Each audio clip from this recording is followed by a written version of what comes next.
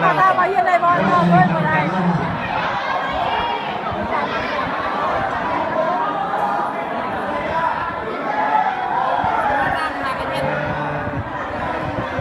มันหลาย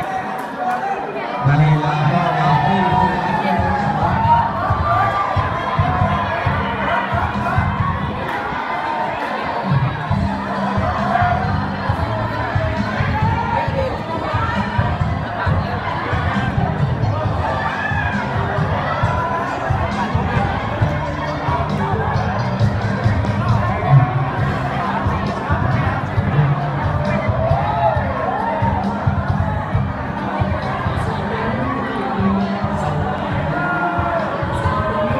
สาวเปียเด้อนี่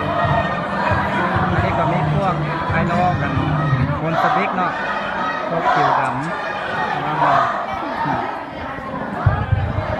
อาจารย์สุขสบายประธานประธานนักศึกษามาเป็นผู้คะแนนบอสทุกคนเนาะหลังจากที่ทำประธานอาหารกันพอสมควรเนาะบางคนก็อิ่มกันแล้วบางคนก็ไปทำอิ่มเพื่อคุณได้ไปอิ่มก็ซื้อตัวกินเลยเด้อคุณได้อิ่มแล้วก็มาฟังกันไปพบ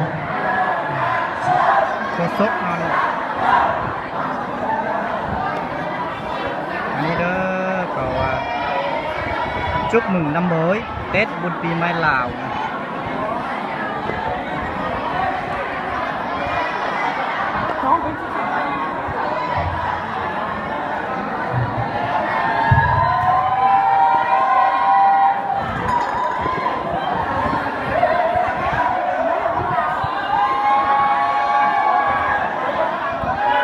เอาครับดูท่านในมาสนีมีน้ำจิ้มต่างๆนะ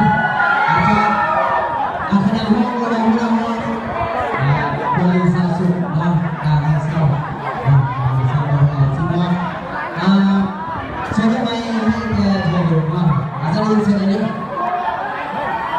ยินเสียงเลยนะนี่เป็นที่ไหน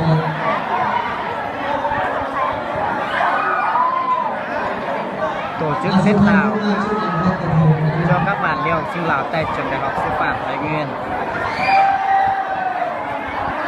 Lào Nam đó nè. Anh ấyเป็นคำที่น้ำใจนะคณะห้องผมมีสาวสุขมาการหาเศร้าผมมีตัวผมก็ทำแล้วใช้น้ำมันให้แก่ไทยเพื่อเสี่ยงเต็กปูจ้าอะไรครับประธานการศึกษาของเราทั้งนั้น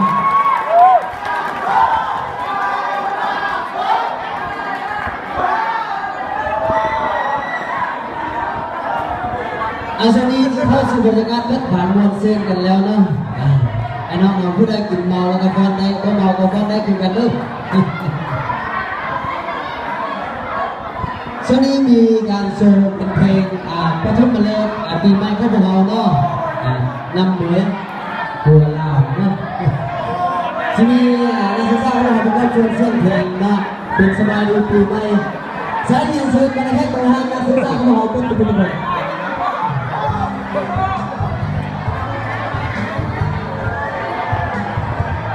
เชิญน้องนางสาวพวกเรามาเชิญเราคณะสมาคมเราเนี่ยพวกเราเป็นสมาชิกเป็นเราไม่ต้องมาเล่นเพราะรับใช้ดีนะเสียดีมากนะเวลาทั่วประเทศ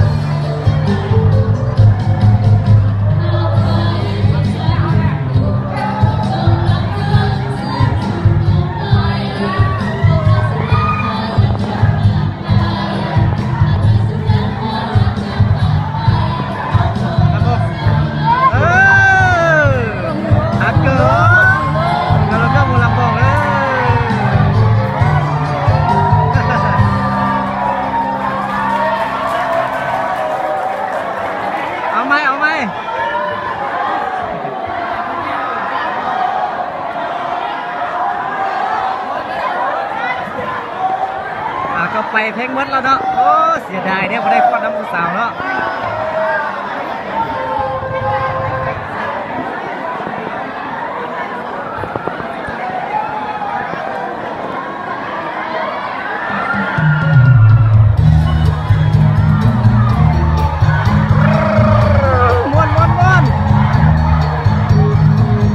ก็ได้น้องน้อยจัดบุญสงกรานต์หน่อยบรรดานักศึกษารอต้นต่อยอดยาลาเต้ยอดรุ่นเกิดมหาลัยสร้างสุขใจเงี้ย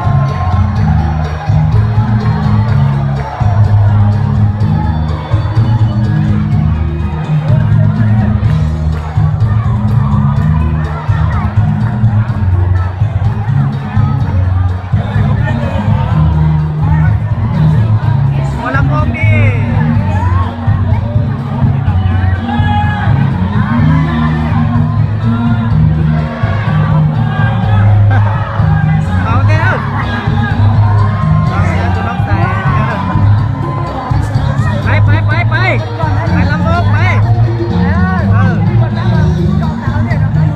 จะหอยคอกแกตัว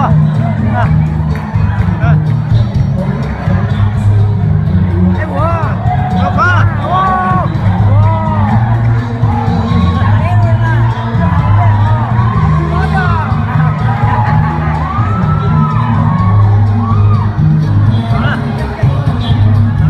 อ้ยเป็ดเก๋ๆโอ้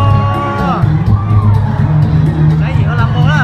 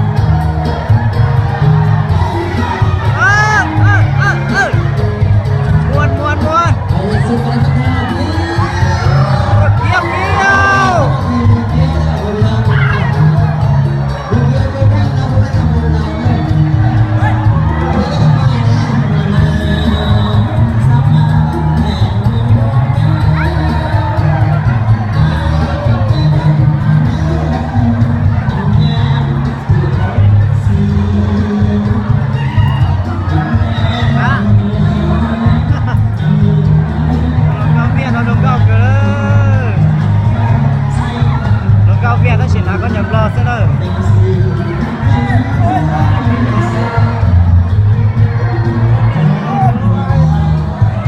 non biết thì nó